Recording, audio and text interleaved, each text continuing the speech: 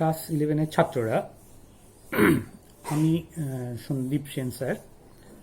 আমি তোমাদের 11-এর ইতিহাস ক্লাসটা নেব। তোমরা দেখছো আমরা একটা বিশেষ কঠিন পরিস্থিতির মধ্যে দিয়ে চলেছি। এবারে নতুন ব্যবস্থাপনার মধ্যে দিয়েও পড়াশোনার চেষ্টা করছি। দেখা যাক আমরা কতটা এই ব্যাপারে সফল হতে পারি। তো আমি তোমাদের যেটা পড়াবো, প্রথমেই first chapter, understanding of history বা ইতিহাসের চেতনা বা ইতিহাসের ধারণা। তো প্রথমেই ফার্স্ট টপিক যেটা আছে তোমাদের, ডিভিশন অফ এনশিয়েন্ট পিরিয়ড বা প্রাচীন যুগের বিভাজন। এটা আমরা জানি। এখানে কি ছিল? তিনটে ভাগ ছিল। প্রাগৈতিহাসিক যুগ, যাকে বলে প্রি হিস্টোরিক এজ। 2 নম্বর ঐতিহাসিক যুগ বা প্রোটো হিস্টোরিক এজ। 3 নম্বর ঐতিহাসিক যুগ বা হিস্টোরিক এজ। এই তিনটে ভাগে ভাগ করা যায়। এগুলো তোমরা একটু জানো। সংক্ষেপে এগুলো সম্বন্ধে একটু বলে দিই। প্রাগৈতিহাসিক যুগ কোনটা? যে সময় মানব সভ্যতা বা মানব সংস্কৃতির প্রারম্ভকাল, এটাই হচ্ছে প্রাগৈতিহাসিক। কত অব্দি ব্যাপ্তি ছিল? ঠিক যতক্ষণ আমরা লিখিত উপাদান পেয়েছিলাম তার প্রাপ্তিকাল, এই যে মধ্যবর্তী সময়টা, এই মধ্যবর্তী সময়টাকে বলা হচ্ছে প্রাগৈতিহাসিক যুগ, তাই তো? কারণ এই সময় কোনো লিখিত উপাদান পাওয়া যায়নি, সেই জন্যই প্রাগৈতিহাসিক যুগ বলা হচ্ছে। কিন্তু মাথায় রাখো, ইতিহাস কিন্তু মানুষের ছিল। ইতিহাস থাকলেও কিন্তু সেই সময় যেহেতু কোনো লিখিত উপাদান ছিল না, সেই জন্য আমরা এটাকে প্রাগৈতিহাসিক যুগ বলছি। তারপরে আমরা দেখব প্রথম এই কথাটা কে ব্যবহার করেছিলেন। প্রথম ব্যবহার করেছিলেন একজন ফরাসি প্রত্নতত্ত্ববিদ, পল তুর্নাল। তোমরা একটু অবজেক্টিভগুলো লিখে রাখতে পারো। প্রসঙ্গত একটু বলে রাখি, এই যে অধ্যায়ে যা আছে সব কিছুই তোমাদের হয় এমসিকিউ অর এসিকিউ, কোনো বড় প্রশ্ন এখানে নেই। ঠিক, আচ্ছা, এবার বলবো ইতিহাসের যে উপাদানগুলো। ঠিক, এই প্রাগৈতিহাসিক যুগের ইতিহাসের উপাদানগুলো কি ছিল? বুঝতে পারছো, লিখিত উপাদান নেই, তাহলে কি হবে? হাতিয়ার, বাসস্থান, মৃৎশিল্প, মানে এক কথায় যদি আমরা বলি, দেখব যে প্রত্নতাত্ত্বিক উপাদানের উপর নির্ভর করেই কিন্তু এটা লেখা হচ্ছে। ঠিক, ফলে ধরো ভারতের যদি হরপ্পা সভ্যতার কথা বলি, তার আগে কোনো লিখিত উপাদান পাওয়া যায়নি। ফলে প্রাক হরপ্পার যে সভ্যতা, সেটা ছিল একটা প্রাগৈতিহাসিক যুগ বা প্রাগৈতিহাসিক সভ্যতা। ঠিক, আবার এই সময় দেখবে তিনটে ভাগ ছিল, প্রাচীন প্রস্তর যুগ, মধ্যপ্রস্তর যুগ, নব্যপ্রস্তর যুগ। এগুলো তোমরা পড়েছ। এরপরে আমরা আসবো প্রাগৈতিহাসিক যুগ, ঐতিহাসিক যুগ বা প্রোটো হিস্টোরিক এজ। এই সময় দেখব লিপির, সেই যুগটাকেই বলা হয় যখন লিপির ব্যবহার হয়েছে, কিন্তু সেই লিপিগুলো পাঠোদ্ধার করা যায়নি। এটা বলতেই তোমাদের সবার আগে কার কথা মনে পড়ে? অবশ্যই হরপ্পা সভ্যতার কথা। কারণ তোমরা জানো যে সিন্ধু লিপিগুলো, সেগুলো যে পাঠোদ্ধার করা আজ পর্যন্ত সম্ভব হয়নি, এটা আমরা জানি। উদাহরণ হিসাবে এই প্রাগৈতিহাসিক যুগ বা প্রোটো হিস্টোরিক যুগের ধরন আমরা তাহলে হরপ্পা সভ্যতাকেই বলব। এই সময় আমরা দেখব যে সময়কালটা কি ধাতুর ব্যবহার। ধাতুর ব্যবহার মানে এই যে প্রায় ইতিহাস আর প্রাক ইতিহাস, এর মধ্যে লিপি জ্ঞানটা একটা ছিল, কিন্তু এটাকে কেউ গুরুত্ব দিতে চান না। মানে লিপি জ্ঞান, এক দলের লিপি ব্যবহার ছিল না, আরেক দলের লিপি ব্যবহার ছিল। এইটা দিয়ে বিভাজন করার অনেকে পক্ষ নয়। তারা কি বলছে? তারা ধাতু, মানে পৃথিবীতে প্রথম ব্যবহার হলো ধাতু তামা, কপার, সেই সূত্রপাত থেকে শুরু করে লোহা যুগ। তাহলে কি দেখলাম আমরা? যে তামার যুগ থেকে শুরু করে লৌহ যুগ, এই সময়টাকেই প্রায় ঐতিহাসিক যুগ হিসাবে চিহ্নিত করা, এই একটা ব্যাপার। আবার দেখো, ধাতুর ব্যবহারের উপর নির্ভর করেও কিন্তু অনেক সময় বলা যায় যুগ বিভাজন। কিন্তু ভারতে কিছু কিন্তু সমস্যা আছে, কারণ ভারতের সর্বত্র একই সময় ধাতুর ব্যবহার শুরু হয়নি। উত্তর ভারতে প্রথমে তামার পরেই লোহার ব্যবহার শুরু হলো। আমরা যদি দক্ষিণ ভারতে গিয়ে দেখব, প্রস্তর যুগের পরেই লৌহ যুগ। তামার যুগ কিন্তু দক্ষিণ ভারতে ছিল না, ফলে এরকম একটা যুগ বিভাজনের ক্ষেত্রে সমস্যা রয়েছে।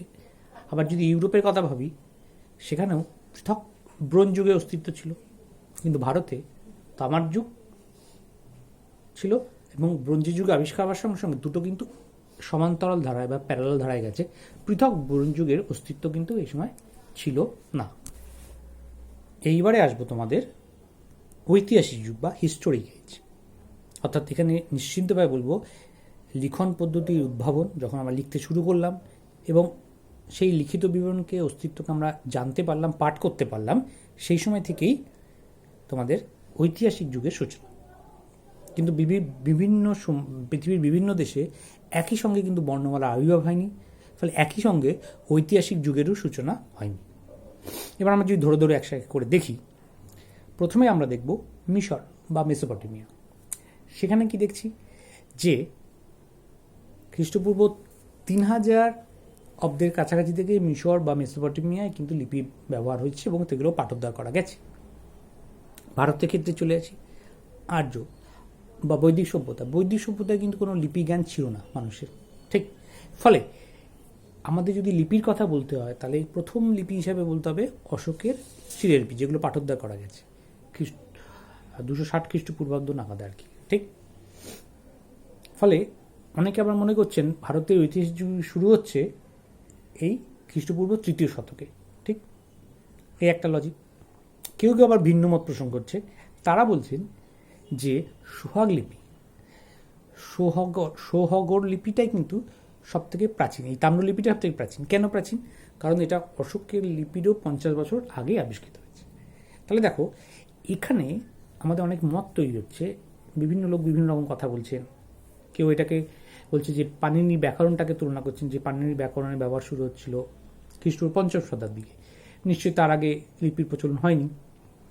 কিন্তু শেষ পর্যন্ত আমরা যেটা সিদ্ধান্তে এসেছি মোটামুটিভাবে ভারতের ক্ষেত্রে 326 খ্রিস্টপূর্বাব্দে যে আলেকজান্ডারের ভারত অভিযান, এই সময় থেকেই ভারতের লিখিত ইতিহাসের সূচনা হচ্ছে, অর্থাৎ ঐতিহাসিক যুগের সূত্রপাত হচ্ছে কিন্তু এই খ্রিস্টপূর্ব 3য় শতকে। তাহলে তোমরা এই যুগ বিভাজনটা বুঝতে পারলে আশা করি। এরপরে আমি যাব তোমাদের next topic, early sources of history and there nature, ঠিক। এইটা আমরা এখন দেখব।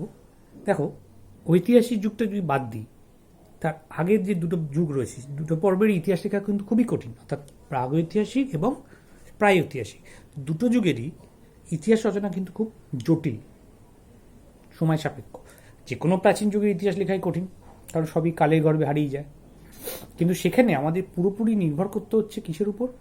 আর্কিওলজি, প্রত্নতত্ত্ব বা পুরাতত্ত্বের উপর নির্ভর করতে হচ্ছে, তাই তো। তুমি যে ভারতের ক্ষেত্রে দেখো মাটির নিচে খনন কার্য চালিয়েই তো হরপ্পা, মহেঞ্জোদারো আবিষ্কার হয়েছে। চলে যাও পশ্চিম এশিয়ায়, সুমের, ব্যাবিলন, চলে এসো এদিকে ইউরোপের ভূমধ্যসাগরীয় অঞ্চলে ক্রিট, মিশর, অন্যদিকে রোম। এই যে সভ্যতার যে বিবরণগুলো আমরা সবটাই আমরা ঐতিহাসিক কিসের উপর নির্ভর করতে হচ্ছে? প্রত্নতত্ত্বের উপর নির্ভর করতে হচ্ছে, ঠিক। তাহলে আমরা এবার জানবো এই প্রত্নতত্ত্বগুলোকে কতগুলো উপাদান আছে, মানে প্রত্নতাত্ত্বিক উপাদান কত, সেগুলো এক এক করে একটু বলে দিই। তোরা এক জীবাশ্ম, ফসিল, তুই কি বলবো প্রাচীন মানুষের ব্যবহারযোগ্য অনেক হাতিয়ার বা অন্যান্য দ্রব্যাদি, এটাকে বলতে পারবো। থার্ড কাকে বলবো? 3 নম্বর গুহাচিত্র। আর 4 নম্বর কি বলবো আমরা? প্রাচীন যে সমাধি, ধ্বংসাবশেষ, মমি টমি যেগুলো আছে মন্দিরের ধ্বংসাবশেষ বা যাই হোক। তাহলে এতগুলো 4টে আমাদের ঐতিহাসিক প্রত্নতাত্ত্বিক উপাদান, ঐতিহাসিকরা এই 4টে প্রত্নতাত্ত্বিক উপাদানের সাহায্যে তাদের কাজ করেছে। এবার আমি এক এক করে উপাদানগুলো একটু আলোচনা করব। প্রথমেই দেখব জীবাশ্ম। এমনি জীবাশ্ম কি জানো, যে মাটির নিচে দীর্ঘদিন ধরে উদ্ভিদ বা প্রাণী দেহাবশেষ থাকতে থাকতে থাকতে সেগুলো জীবাশ্মতে পরিণত হয়। আমরা এটা দেখব যে পৃথিবীর যদি জন্মলগ্ন থেকে দেখি, ওয়েদার বা আবহাওয়ার বারবার পরিবর্তন হয়েছে এবং ভূতাত্ত্বিক খনন কার্যের ফলে আমরা বিভিন্ন স্তরে কিন্তু প্রমাণ দেখা গেছে, ঠিক। যেরকম প্রথমে অনেক বছর ধরে কে ছিল? উষ্ণ যুগ, তারপরে এসছে শীত বড় যুগ, খুব স্বল্পস্থায়ী, এবং আজ পর্যন্ত এভাবে 4টি বা তার বেশি হিমযুগের উদাহরণ পাওয়া গেছে। এবং এই হিমযুগের ফলে কিন্তু অনেক প্রাণী ও উদ্ভিদকুলের একটা বিরাট অংশ কিন্তু অস্তিত্ব বিলুপ্ত হয়েছে। ফলে মানুষের যে মাথার হাড়গোড়, মাথার খুলি, এগুলো কিন্তু আমাদের ইতিহাস রচনায় ভীষণভাবে সাহায্য করে। এবং এর সাহায্যে যে আমরা অ্যানথ্রোপোলজি, নৃতত্ত্ববিদ্যা যে করি, সেটা কিন্তু মানুষের মাথার খুলিটার সাহায্যে করা হয়। এইভাবে বিবর্তন ইতিহাস অনেক উদাহরণ আমরা জানি। চীনের পিকিং মানব, হাইডেলবার্গ, এগুলো আমরা জানি। ক্রো ম্যাগনন, এই বিভিন্ন উদাহরণ এগুলো আছে, যেগুলো থেকে আমরা ইতিহাসের উপাদান হিসেবে ব্যবহার করতে পারি। তারপরে আমরা যেটা দেখব 2 নম্বর, প্রাচীন মানুষের যে ব্যবহার্য হাতিয়ার বা দ্রব্যাদি ছিল। সৃষ্টির আদি থেকে আমরা দেখছি মানুষ কি করতো।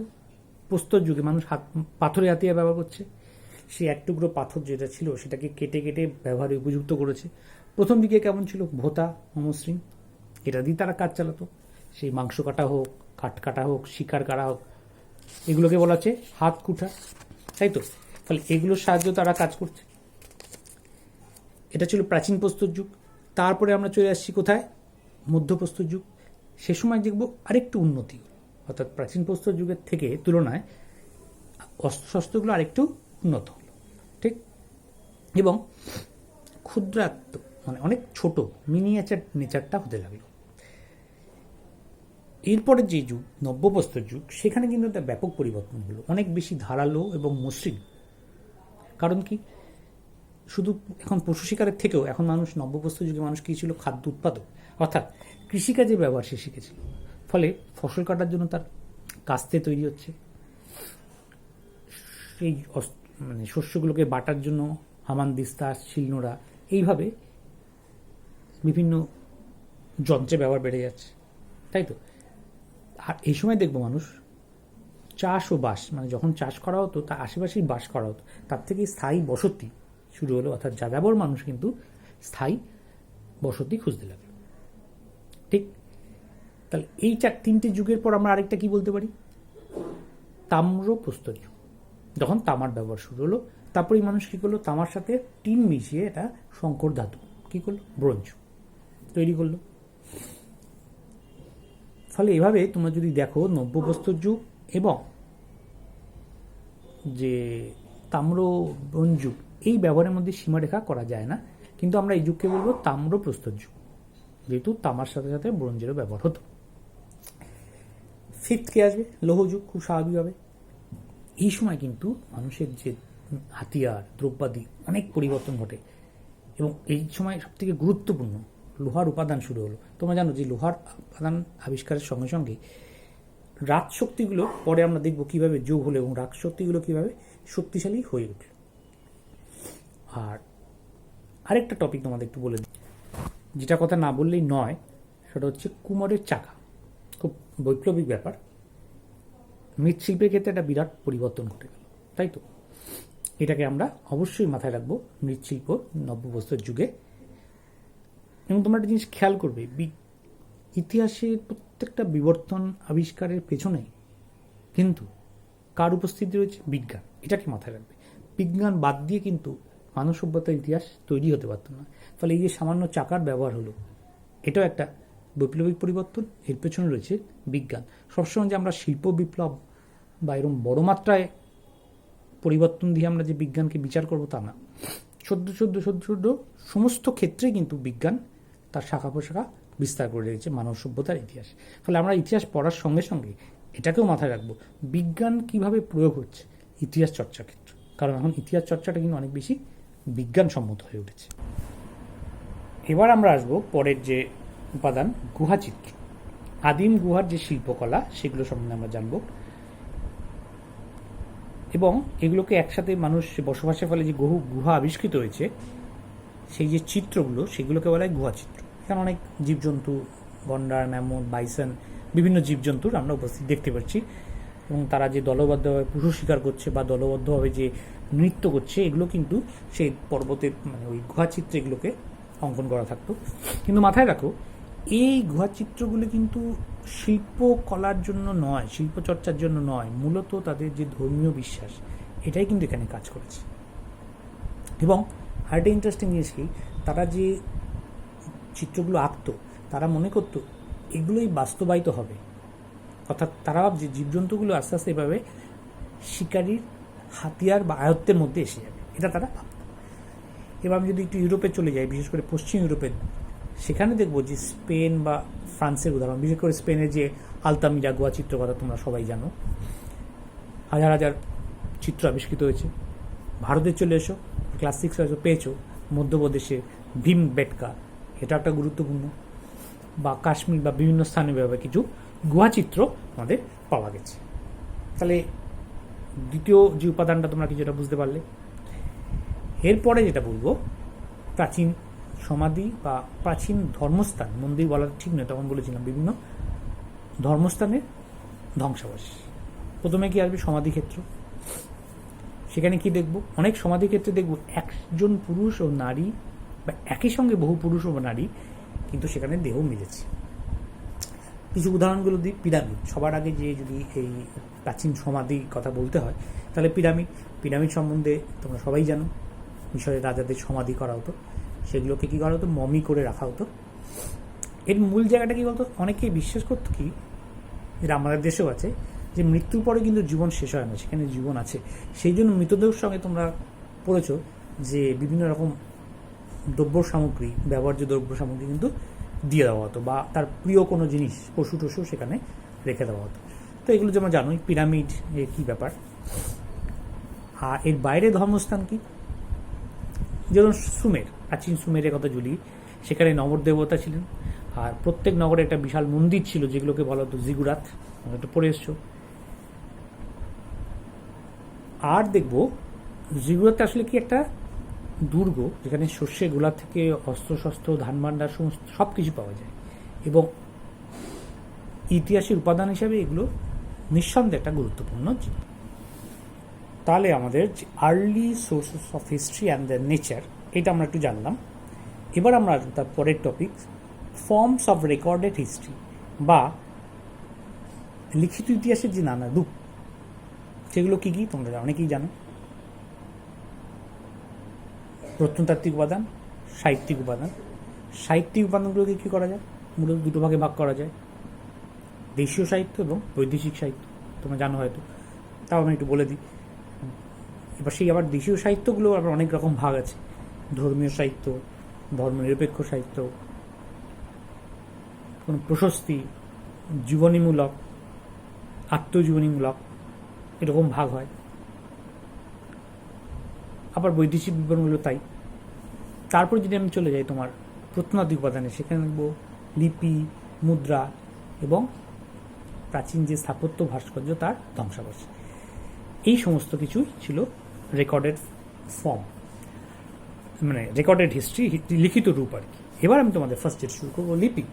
দেখো, মানুষ অনেক দিন থেকে তো দেখছি মন্দির গাত্রে, পাথরের গাত্রে, পর্বত গাত্রে বিভিন্ন ছবি লিখত, ছবি আঁকত, থেকে তার মনের ভাব প্রকাশ করত। কিন্তু এই বিবর্তনের মধ্য দিয়ে একদিন যখন লিপির আবির্ভাব ঘটল, এই লিপির আবিষ্কার এবং ব্যবহার মানব সভ্যতার একটা যুগান্তকারী ঘটনা। এবং প্রাচীনকালে বিভিন্ন জিনিস কিন্তু লিপির উপরই খোদাই করা হতো, এবং আবার এই লিপিরও নাম অনেক রকম ছিল, গুহালিপি, শিলালিপি, স্তম্ভলিপি, তাম্রলিপি, মানে যার উপর লেখা হতো। তাম্রপত্রের উপর লেখা হলে তাম্রলিপি, গুহার উপর লেখা হলে গুহালিপি, এইভাবে নামগুলো থাকতো। এখানে দুটো টার্ম ব্যবহার করব, একটা হচ্ছে এপিগ্রাফি, আর হচ্ছে প্যালিওগ্রাফি। তো এপিগ্রাফিটা কি? এপিগ্রাফি হচ্ছে যে লিপির উপর যে লেখা হতো, উৎকীর্ণ বিদ্যা, সেটাকে বলা হতো। আর প্যালিওগ্রাফিটা কি? ওই লিপির যে বিষয়বস্তু, এটাকে পাঠ করা, সেটাকে পড়াশোনা অধ্যয়ন করা, দ্যাট ইজ কল প্যালিওগ্রাফি, সেটাকে প্যালিওগ্রাফি। ঠিক। এইবার আমি দেখব অনেকগুলো যে লিপি রয়েছে, সেই বিখ্যাত লিপিগুলো সম্বন্ধে একটু আলোচনা করবো। প্রথমে আসবে কি? সুমেরীয় লিপি। কারণ প্রাচীন যে মেসোপটেমিয়া, তারাই মানে সুমেরীয় অধিবাসীরা হলো লিপির আবিষ্কর্তা, ফার্স্ট আবিষ্কর্তা, তাই তো? আগেই বললাম, চিত্রলিপির সাহায্যে মানুষ তার মনের কথা, ভাবটা প্রকাশ করত, কারণ তখন তো কথা বলা যেত না সবসময়। তো মিশরের লিপিটা কী ছিল? কিউনিফর্ম লিপি, মানে কোন অক্ষর। কেন? তাদের তো ছিল না মিশরের মতো যে প্যাপিরাস ছিল না। তাহলে সুমেরের লোকেরা কী করতো? কাদামাটির যে চাকতি, বা পাটা তৈরি করে ছুচলো, নলখাগলা বা নুরন দিয়ে তারা টিপে টিপে টিপে মিশরীয়রা লিখত এবং তারপর সেটা পুরানো হতো। এই পুরানো হওয়ার ফলে কিন্তু সেটা দীর্ঘস্থায়ী হয়ে গেছে। কিছু নিদর্শন 5,000 বছর হলেও কিন্তু আজও এখানে রয়ে গেছে। একটা ইন্টারেস্টিং ব্যাপার, প্রথমে ডান দিক থেকে বাঁ দিকে লেখা হতো, পরবর্তীকালে সময় পরিবর্তনের সঙ্গে কিন্তু বাঁ দিক থেকে আবার ডান দিকে লেখা হচ্ছে এবং আক্কাদও তোমরা যদি দেখো একই ধরনের ছিল এবং দুই লিপির মধ্যে অনেক ক্ষেত্রে একটা সাদৃশ্য লক্ষ্য করা যায়। ঠিক, এরপরে আমরা চলে যাব মিশরীয় লিপি। মিশরের লিপি মানে সুমেরের লিপির প্রচলনের কিছুদিন পরে এটা হয়েছিল। সেখানেও মিশরীয়রা পাথরের উপর ছবি এঁকে মনোভাব প্রকাশ করত। সবার আগে বলবো তাদের যে লিপির নাম কি ছিল, হায়ারোগ্লিফিক লিপি। মিশরীয়রা নাম দিচ্ছে দেবলিপি। ঠিক, এবং এই লিপিগুলো খুব জটিল হওয়ার জন্য ব্যবসা বাণিজ্য বলো, দেনা পাওনা বা বিভিন্ন কাজের ক্ষেত্রে এগুলো খুব অসুবিধা। সেখান থেকে একটা নতুন লিপি এলো হায়ারেটিক লিপি। এটাও জটিল। এটা প্রথম উদ্ভাবন কারা করলেন? মিশরের পুরোহিত। এরপরে এলো ডিমেটিক লিপি। এটাই হচ্ছে জনসাধারণের লিপি এবং প্রাচীন মিশরের যে প্যাপিরাস, সেখানে কি ছিল প্যাপিরাস, তাহলে এই প্যাপিরাস বা স্বরজাতীয় গাছের ছালে লেখার যে পদ্ধতি আবিষ্কার করছি, এই প্যাপিরাস থেকেই পেপার শব্দের উৎপত্তি হয়েছে, এটা আমরা জানি। তাহলে সুমের হয়ে গেল, মিশর হয়ে গেল, এবার আমি চলে যাবো ভারতীয় লিপি বলতেই সিন্ধু সভ্যতার সিন্ধু লিপি, মহেঞ্জোদারো, হরপ্পা সহ বিভিন্ন এলাকায় যে লিপি নিদর্শন পাওয়া গেছে, ফাদার হেরাস, স্মিথ বা বিভিন্ন মানুষ, দেশি বিদেশি লোক এগুলো পাঠোদ্ধার করার চেষ্টা করেছে।